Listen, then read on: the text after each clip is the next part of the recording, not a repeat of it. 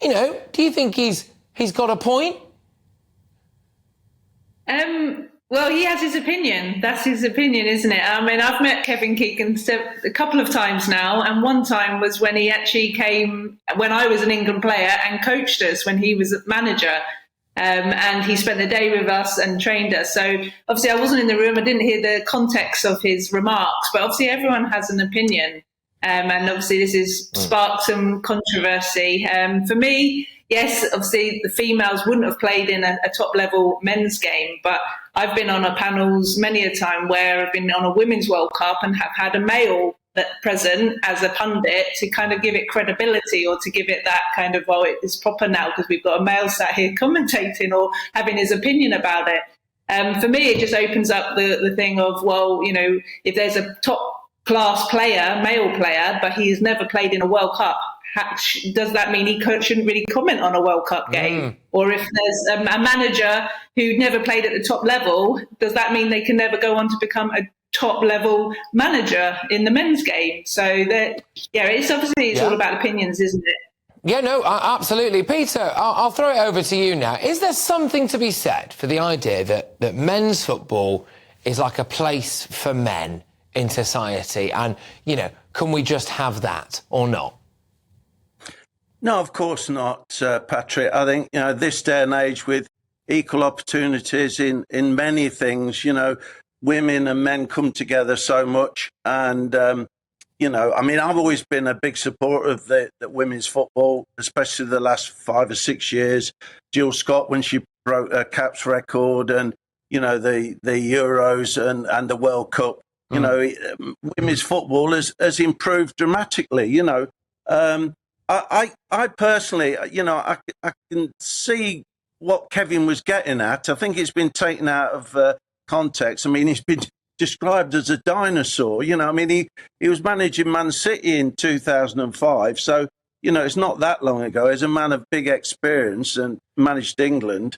And I think that basically, what he's actually saying is that, would women play against men in a men's game? No, they won't, because of obvious other things.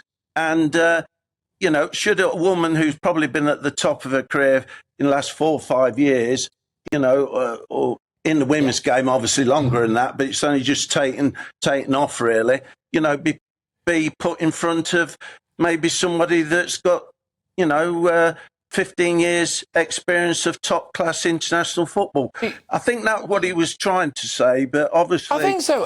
And look, I probably don't know Kevin anywhere near as well as you two do. I have met him, and for what it's worth, I thought he was an absolutely brilliant guy. I was just probably only about 10 years old, and he just did a coaching day, and he was lovely. Had all the time in the world for people when he was managing Manchester City. Actually, Faye, do you think that there is there any tokenism, do you think? So when you see sometimes a footballing panel and it's about, the men's side of the game, do you think that sometimes they lob a woman in there so it looks better?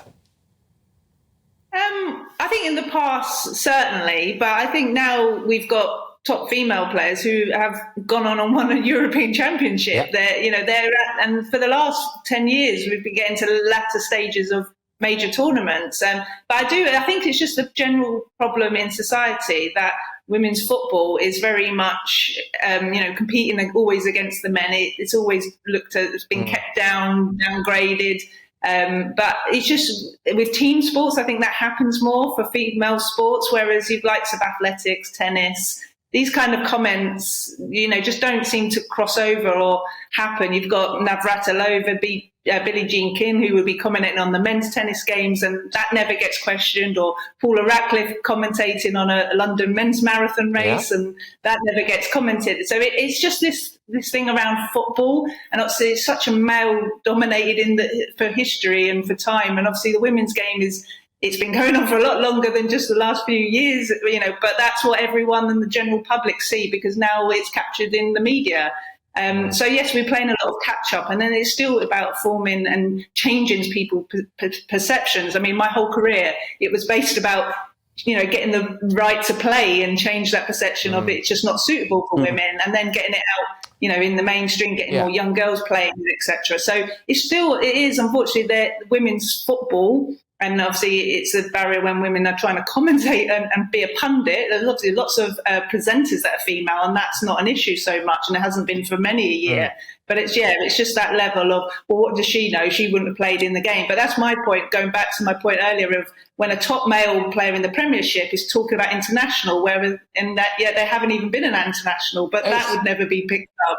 So it is often brought down to, oh, it's because she's female, how does she know? It's a good point. You can't question the dynamic of people wanting to support the game is changing. Females are passionate about the game. We have some of us have a big knowledge in it and experience in it, and it's just changing people's I'm just going to bring Peter because we're slightly running out of time. Peter, do you think that blokes down the pub are wrong if they look at it and they go, I kind of want a man commentating on this? Is that wrong, or do you think that's just like a bit of harmless pub talk?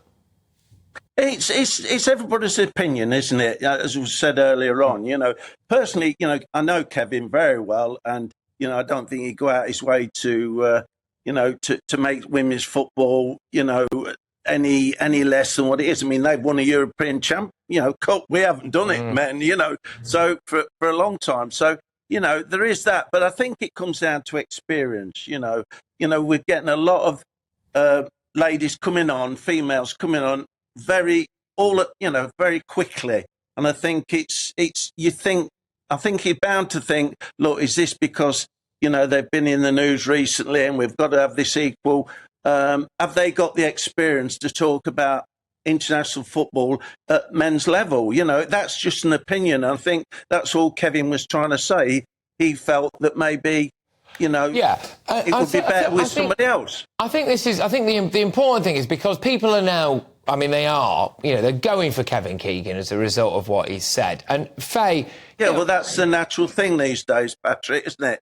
Anybody that's a bit, sort of, like I say, saying anything against maybe equal opportunities, I think they're twisting it, really. I really do. Do you want to... Look, Faye, do you... Final word to you on this. Do you want to see him cancelled for this and pilloried left, right and centre for his comments? Or what's your, what do you want to see done? No, not at all. I think, obviously, it sparks a debate in the media and nowadays, but I don't think people can be, when it comes to equality, just completely say, oh, that's fine and, we have to go with it. If he has opinion, I have opinion that some commentators I don't enjoy. And, just because he's talking about a female, it shouldn't be jumped on his side. Like I said, I've met him. He trained with us. He spent a whole day, when I was in the team many a year ago now. So even then, and I really don't think it's in his personality to have meant it in that way, personally. Okay. But, I think it's just now the media, we obviously, anything about equality, they jump on it. But you just can't completely not say anything about it. It is his opinion. I have opinions where some commentators I like, some I don't. And I think, well, how do they know? They've not played at that level. I kind of see his point. But I think lots of people will feel it's because it's talking about a female. But I think he's looking at the higher end of him being a top international, having had that experience. He knows what it is like in that situation. And so I can see. I think, Patrick, I just think that maybe, it's been sort of thrust at the normal football public, men in particular, that we've got to have women on the programme because of the Euros and that sort of thing. And it just seems that, it's the must. We've got to have this women on the programme to make it, to justify it. It's whether it's right or whether it's wrong, it comes down to experience and knowledge, really. All right, look, both of you, thank you very much. We could talk about this all night. In fact, I wish I could, but unfortunately, it's not an overtly sports show, so I've got to move on. But lovely stuff. Thank you very, very much, both of you. As former England keeper there, Peter Shilton, and the longest-serving female captain of England to date, possibly forever as well, Faye White. Thank you very much, both of you. Great, that.